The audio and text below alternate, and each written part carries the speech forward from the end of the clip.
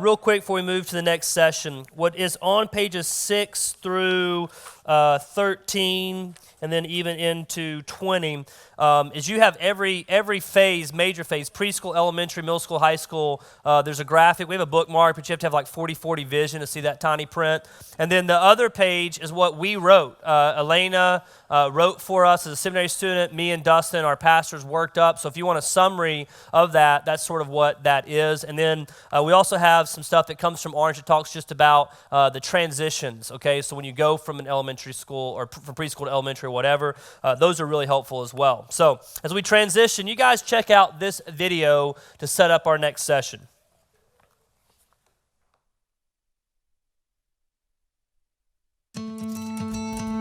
Parenting humans is hard work.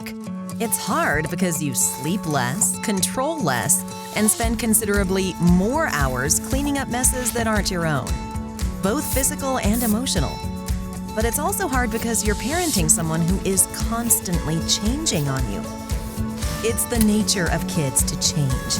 Your 1-year-old is vastly different from the new baby you held in your arms 52 weeks ago. By the time your kid is in 3rd grade, it might even be hard to remember what he was like as a preschooler. In fact, every kid is changing mentally, physically, culturally, relationally, emotionally, and morally every year. That's a lot to keep up with. Every time you think you understand your kids, every time you discover something that works in your parenting, they grow up another 52 weeks and you have to relearn a few techniques. In the Phase Guides, a new 18-part series by Reggie Joyner and Kristen Ivy, you'll discover what you need to know about the phase your child is in right now. You'll learn what's going to change in your child's life over the next 52 weeks. 6 simple ways to give your kids the things they need most this year. And a script for 4 critical conversations to have this year if you want to influence your kids' healthy habits, technological responsibility, sexual integrity, and authentic faith. These short guides won't tell you everything you need to know about parenting, but they will tell you how to make the most of the distinctive opportunities you have with your child this year. To find out more, visit phaseguides.com today. All right, so session 2, we have entitled What Your Child Needs Every Year. So whether you have a newborn, whether you have an almost 18-year-old, what we're going to talk about in this session is really going to be for every child every year. They need 6 things every year in their life, and they need to have 4 you need to have 4 conversations with them. And so where we're at is on page 22 and 23. If you want to turn there in your booklet, again, in the back on page 34, 35, we have session notes and stuff like that you might want to write. Depending on how you are, you can write on this page or you can just flip over to the session notes. But you saw a picture there or a video there that sort of introduced the phase guides. And I cannot speak enough about how powerful these are. This is not a book. This is a journal. It's an interactive journal. There's very actually little writing and reading that you do, and there's a lot of blanks for you to process. And so we give a kindergarten one, and that milestone we give a 6th grade one because we as a church believe so much about this. These are available on Amazon. They're cheaper on the Orange Store. They're about $18 for one of these, and so they are really, really valuable. And so I would encourage you with those, okay? And so here's what we're going to do. Let's talk about the 6 things that your kid needs, okay, every year of their life. And those 6 things are, you can see them there, is love, stories, work, fun, tribes, and words, okay? Those are the 6 things, and we're going to talk through those really quickly. I think if you want to underline something, I would underline each of those little summaries. When you give them love, you're giving them a sense of worth. You want to underline worth, okay? That's what you're doing when you love your kid every year and how you love. Now, how you love a newborn versus how you love a 17-year-old is different, but every time we love them and we're giving them that, we're giving them a sense of worth. Secondly, stories. And what stories do for us in the books that we read, in the stories we tell, telling our own story, it gives our kids a bigger perspective. Underline the word perspective. The next one is when you think about work, okay? This is what we really like as parents. There are chores as your kids get older they can actually do, right? And what we do in that is not just taking something off our to-do list, right, and making our life easier, but we're actually giving them significance. We're teaching them values, and it really is important. So maybe you want to underline the word significance. Next, fun. regardless of what age you have, and yes, when they get older and the teenagers, this is probably the more difficult one to do, okay? But you want to have fun with them. And what you're doing and having fun, this is the games, this is the things that we do, the interests that they might have. We are connecting with them. This is not where you're teaching. This is not where you're walking through the Bible, making them memorize or whatever. This is where you're just having fun. And fun is a huge thing that our kids need every year in their life. Fifth one, is tribes. This is the idea of 5. Talk about that. What you're doing is giving them a sense of belonging. Maybe you want to underline the word belonging.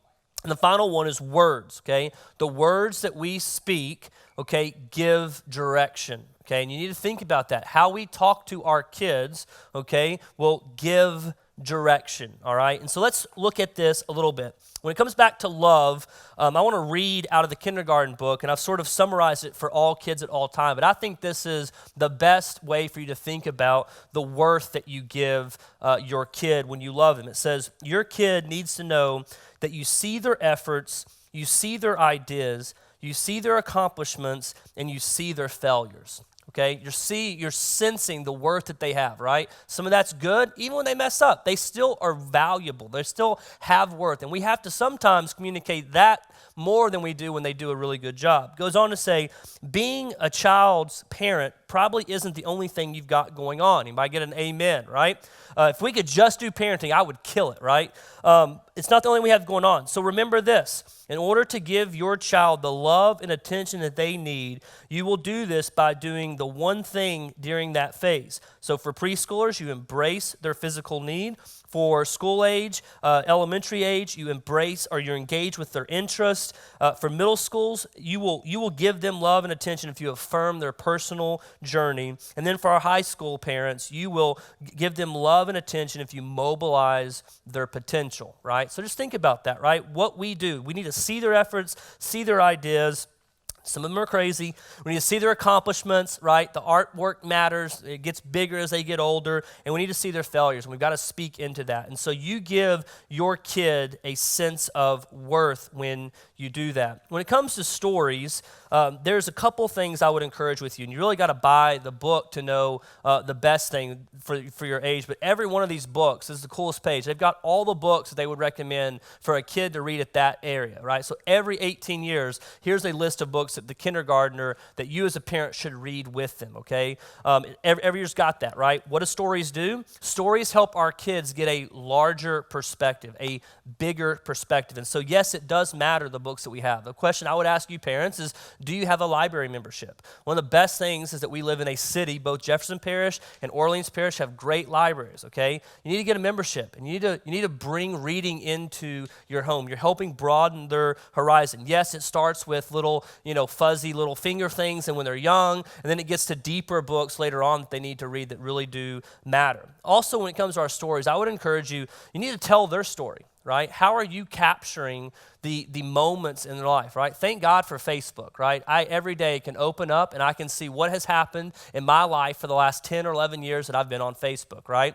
But I would encourage you, iPhone has got that now. They sort of sometimes tell you memories. But I would encourage you as parents to be capturing some of those, right?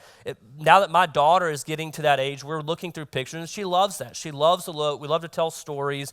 So tell their story. Try to capture that, right? If you're not a picture person, buy this journal and begin to write things down, right? There are things being said. There are things that are being done. There's things that are happening. There's real memories that you're making that you're just missing if you don't write it down or if you don't capture it in some way. Tell your story. Right? Sometimes we as parents don't tell our story enough, kind of thing, right? I actually had a sticky note because we brought one of those things in from when I preached a few weeks ago and told Elizabeth Day about Mr. B in my life. I don't think I've ever told Elizabeth about Mr. B and what he meant in my life, right? I told my story to her. It broadens her perspective. So that's stories. Next, let's go to work. Okay, let's go to work. And this is where we give significance. This is probably also the best page in the book that you'd like to know. It actually, for every year, tells you work that your kids should be able to do, right? So for kindergartners, comb your hair, start learning to tie your shoes, brush your teeth, learn how to make a phone call, wash your dirty hands and use your toilet paper independently, do homework.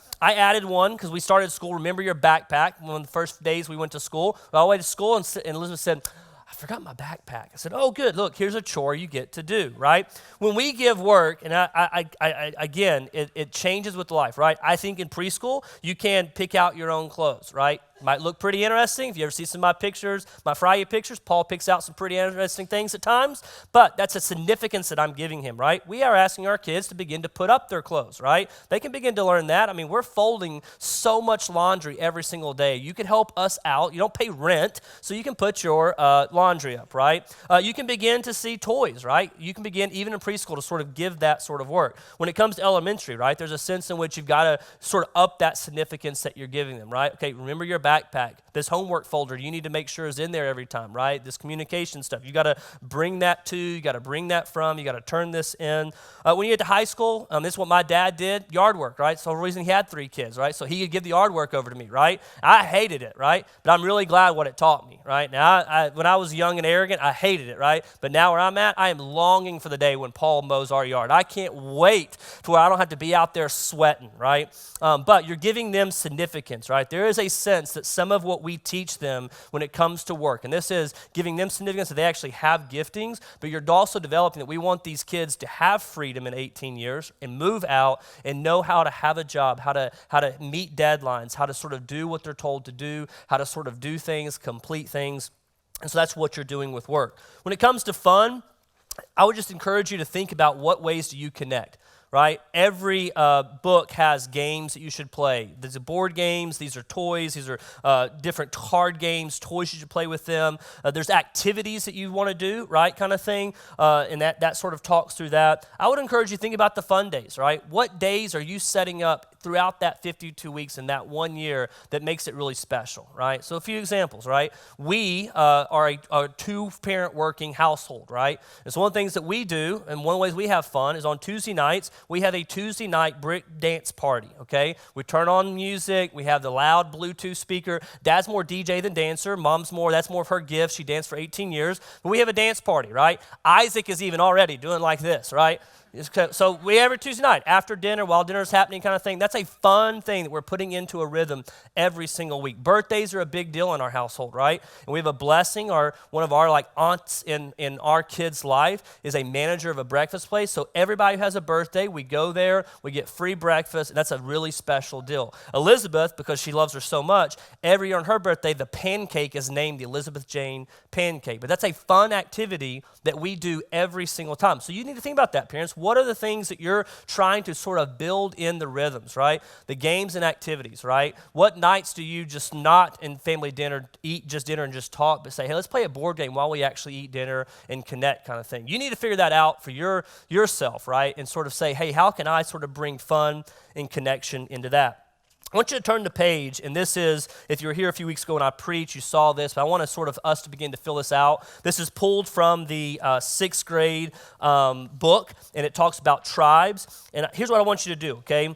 Every kid needs a tribe over time to give them a sense of belonging, okay? The studies show that kids that stick with their faith and thrive into adulthood had at least 5 adults in their life. There is a critical number of 5 or more that really does matter, okay? So how do you do this? This is sort of a grid that I would put here. The checkmark parents, you're sitting here, check yourself off. Yes, you are an influence. Whether they like it or not, regardless of what they tell you when they're 13, 15, or 16, you are an influence. Much of who I am today is because of who my parents were. And they were a huge influence in my life, right? I remember we were going to a homeless woman's battered shelter constantly, and that was one of the serve partners in my church. I hated it as a kid, right? But one of the biggest things I ever got from my parents was this idea that I exist not just for myself, but exist because God has blessed me to serve others. And they constantly told me that. They constantly showed me that. We did that a lot side by side, right?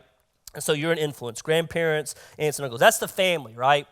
Whether they live here or not, they are an influence, okay? The next come over is YouTube cultural icons, right? That's a new thing in Elizabeth's house, right? Even today, she was telling me about some person on YouTube, and they have a dog, or they have a sister, and they're twins, and anyways, that she's being influenced by YouTube, right? I would go to that next one, right? Right below that, maybe put 1 and 2, and put 2 blanks there, right? Who are either their friends' parents that are in their life, or friends that are in your life that could be in their life, right? And begin to list those out. You need to begin to identify those. Who are some of my friends that actually like to hang with my kids, that actually could provide something in addition to what I could as a parent? The next is their teacher, right? Go ahead and put a line there and write your kid's teacher or teachers in that blank, okay? They are an influence, right? If they're in from kindergarten through high school, there are teachers that are influencing them. There are teachers that are speaking into their life kind of thing, okay? Now you go over school workers, you do those. I would really challenge you with the church leaders. I want you to write 1, 2, 3 right next to that and put 3 blanks. And if you are a parent and you have a kid from 2 all the way up to a senior in high school, you over the next month need to find out who are the 3 leaders that are consistently in my kid's life. Okay, you need to write those names in there because they are influencing your kid. You should pray for them. You should thank them. You should figure out how you encourage them. All these people should, right? For Elizabeth's teacher, we every other Friday take coffee to the teacher and just say, hey, thanks so much. Sometimes take a muffin, but that's encouraging because she's a huge influence in my daughter's life, okay? And then the final one is coaches or club leaders. If you got some there, put that blank. What you've got to do is begin to sort of fill that out, sort of identify that, and then you just need to begin to then go and be intentional, okay?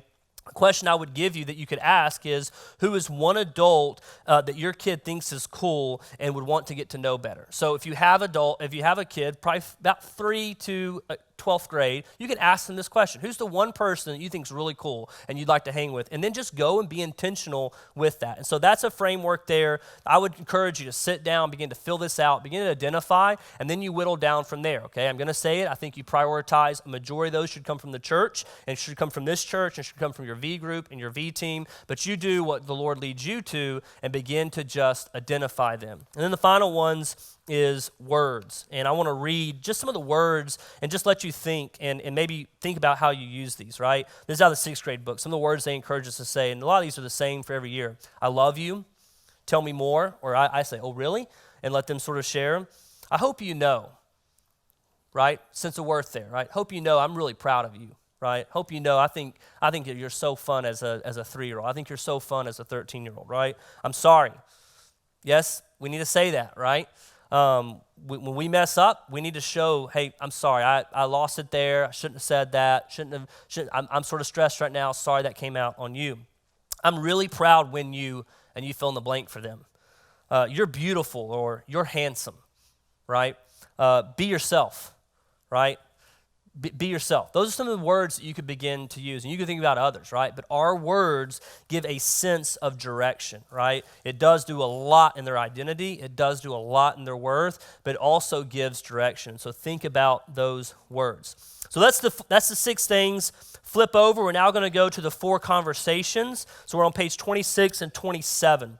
And so the reality is, here's how we sort of introduce this idea. Over this next year in your kid's life, you're probably going to have 300, 550, or 700 conversations probably, depending on the age of your kid. And I want you to know that though you'll probably maybe have 700 and something conversations over the next 52 weeks in your kid's life, there are some conversations that matter more than others. And maybe you want to write that down. Some conversations that we have as parents will matter more than other conversations. So yes, we can talk about the saints, and yes, we can talk about the fun stuff, and yes, we can talk about whatever, but these 4 things and conversation around these 4 areas actually do matter more than other conversations that we can have. And so those areas are their health, their sex, their technology, and their faith. And so I want to walk through these. First, when it comes to health, maybe you want to look at this. When we have conversations about healthy habits, this is the summary. We're teaching them to learn to strengthen their body through exercise, nutrition, and self-advocacy, okay? So this sort of changes, right? When you've got a preschooler, a great question, a way you build a healthy habit, did you wash your hands? Okay, right? You bring that. Can you throw the ball to me, right? When they're young like that. When they get in elementary school, right? What would you like for dinner? This is one of the things that talks about in the kindergarten meeting, right? If you have a school-age kid from kindergarten to 5th grade, what if you we've begun to do this in our family, we ask Elizabeth to plan 1 meal every week, right? And we sort of meal prep on Friday, Saturday. She gets to pick that meal. And what it's helping us do is she picks out things, and then we're able to say, that sort of goes. She's actually begun to talk a lot about healthy food, and that's because we're giving her an opportunity to actually pick what she wants us to cook for dinner. So it's a great way to do that. Other things as you go into middle school, high school, did you shower, son? Might be a good question. Hey, let's do this together, right? If you're going to be a mentor, you might need to begin to sort of, hey, you need to exercise, I need to exercise, right? If you're going to be a mentor, hey, you got a workout buddy now, right? You can start taking them to work out with you, or yes, that's normal. Especially in middle school and high school, with all the changes that are happening, everything that's rocking their world, sometimes what you've got to tell them is, yes, that thing is normal, right? Habit, health, when it comes to that. Let's go to sexual integrity. What you're doing is you're guarding my potential for intimacy through appropriate boundaries and mutual respect. I want to read the quote they give for both of these out of the kindergarten and the sixth grade.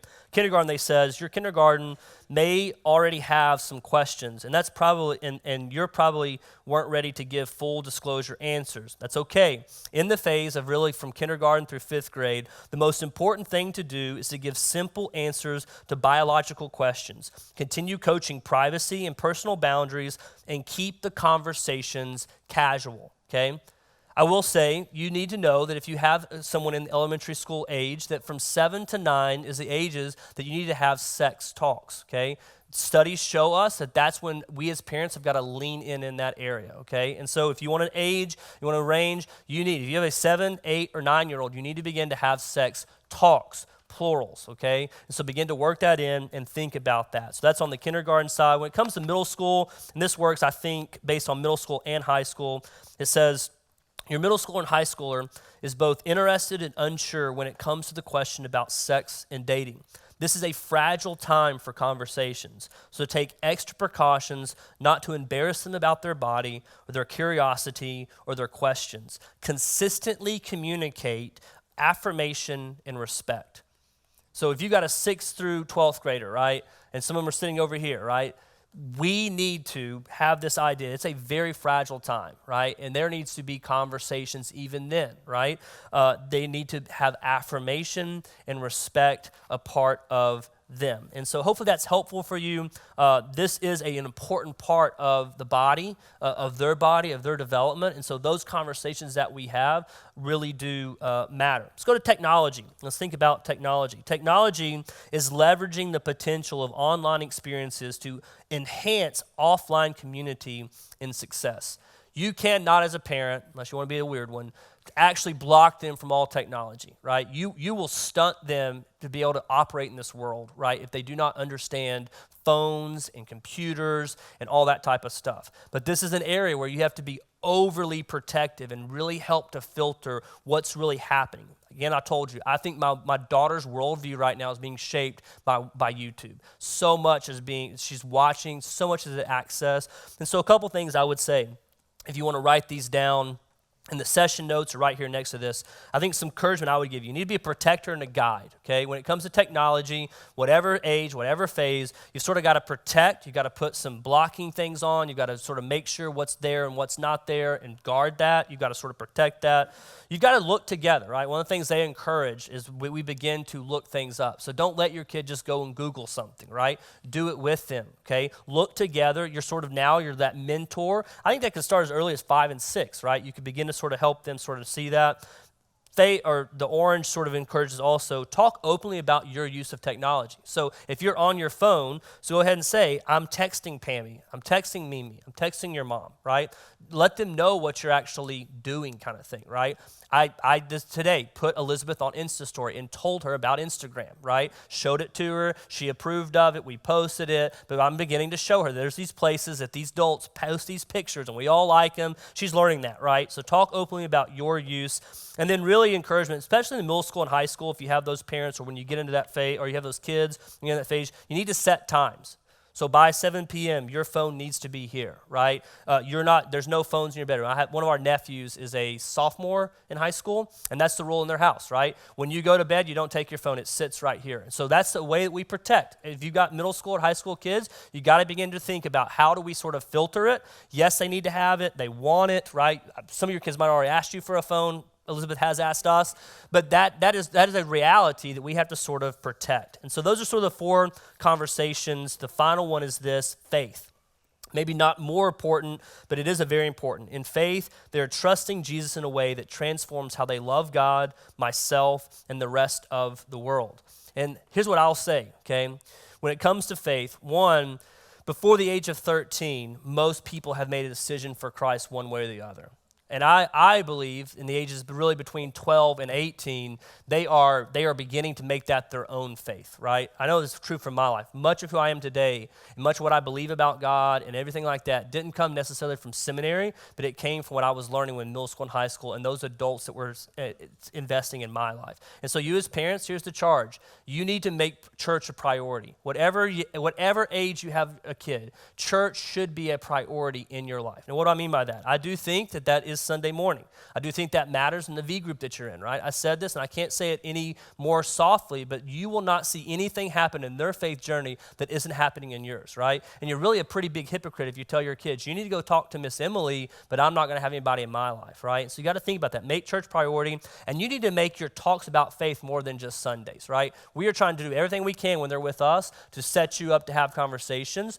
But it needs to become a natural flow in your life, right? I do think that the ages of 6 to 9, you need to have multiple conversations about Jesus, sort of architecting that up, sort of seeing what they believe and what they know, that kind of stuff. Most likely you don't have a drug dealer that's in your household that's 5 or 6 right now, so that's not what they might be struggling with, but there's still sin in their life. There's still things you got to talk about with God, affirming them. And so those are the 4 conversations: healthy habits, sexual integrity, technological responsibility, and authentic faith. Here's some takeaways that I would give for every parent as we sort of close out, okay? These are ones that I use in the kindergarten and 6th grade meeting, and so let me sort of help you with this. Now, I've said a lot with parenting. Some of y'all might be godmothers, some of y'all might be aunts, some of y'all might be people in V groups or just nannies, so you can apply this however, but here's what I would tell you, okay? First, you as an individual, as a parent, need to find one night a week that you process, journal, and pray, okay? So whatever that looks like, okay? Parenting is hard. And I do think that you need to have some time where you're processing. If you buy one of these journals, okay, if you use one of our Anticipate journals, but you need to find one night a week where you're turning off everything, sitting, whether that's for 30 minutes, an hour, it doesn't be a night, sorry, one night a week, it could be a day, whatever, where you process, you journal, and you pray personally, okay? Let the Lord guide you in that, right? Go to Him to see how to better parent, right? These are tips and tricks, but He's our Father. He's a really good Father, and we can learn a lot from Him. Secondly, if you're married, you need to find a time to discuss this with your spouse, okay? What does that look like? I think it's maybe once a month, once every 6 weeks kind of thing. Some way, you sort of got to work your kids into conversation, right? You got to find a time. If you're really needing to schedule, just schedule it, right? Repeat it every 6 weeks, and it's going to put a reminder of it. You as parents should work together with this, right? There are some things that I need to give Elizabeth that Sarah can't give her, okay? There are things that Sarah needs to give Paul and Isaac that I can't give them, right? We've got to be discussing that. We've been talking about things, right? So some of the conversation, what that looks like. You know, I really feel like right now, Elizabeth needs some extra special time with you, Mom. You need to find some time to do that, right? Paul is really wanting to do this, and you should probably go and do that. But begin to discuss this, what you're learning, how are these talks going, what would be your points in me talking about sex with them or whatever, but find a time as a couple. Also, I would say the third one is this. Every single one of you need to think about what marriage maintenance you need in your life in this next year, okay? If you're a single parent, what self-care you need in your life. But when we come to marriage, I use this picture. I use it at the 6th grade meeting, and my illustration does break down. But I think about marriage like buying a new car that you never trade in. So you buy a new car, and you get it, right? And you begin to put some miles on it, right? And if you're good and you want that car to last, there are indicators when you need to have certain type of maintenance. And so when you hit 50,000 miles and you take it to the dealership, they're going to say, here's the 3 things that you need to do if you want this car to make it to 100,000 miles. And then when you get to 100,000 miles, you take it in, there's probably like 5 things. And they say, if you want to make it to 200,000 miles, you got to do these 5 things right now in your car, right? Or you got to do them in the next 3 or 4 months kind of thing. If you want to go from 200 to 300,000 miles, you're going to have to do those 5 things, right? I think that's a great illustration of a marriage, okay? We say I do, right? And oftentimes we basically set our marriage on the shelf for 18 years, and we come back, and there's a lot of studies that are out there that we don't know really, we've catered so much to our kids that we haven't focused on us. And so I would encourage you, our pastors would encourage you, what marriage maintenance do you need this year in your life, right? Is that a trip? Is that a conference? Is that a book? We have resources. We can share those with you. But you guys need to be where we're at, what's going on in our life, what type of marriage maintenance do we need, right? We're at the 5,000 mile mark. We're at the 100,000 mile mark. Here's the things that we need to do. And then the final takeaway I would give you is you need to simply widen your circle. The simple thing you could do is if you did this in the next 3 months, invite 3 adults into your kid's life to just have influence. You set it up, you line it up, and just let the Lord work. So that's our session. Here's what I want us to do. I want us to go back to these 6 things, and we're going to have a few minutes of conversation. I want you to think about work and chores. And so the first question is, let's put those discussion questions up there. What other work or house chores did you use to give your child significance? So this is where we're sort of going to share tips and tricks. If you want to turn over to page 35, discussion questions are there, and you take all the good notes and steal their answers kind of thing. And then the other is, what other games, activities, what do you do to have fun in order that you connect with your child? So when you think about those 6 things, the 2 areas we want to focus on is the work and significance that you give your child and how you do that consistently over time, and then the games and activities that you connect with your child. So let's have discussion with that. We're going to go about 10 minutes with discussion, and then we'll continue on.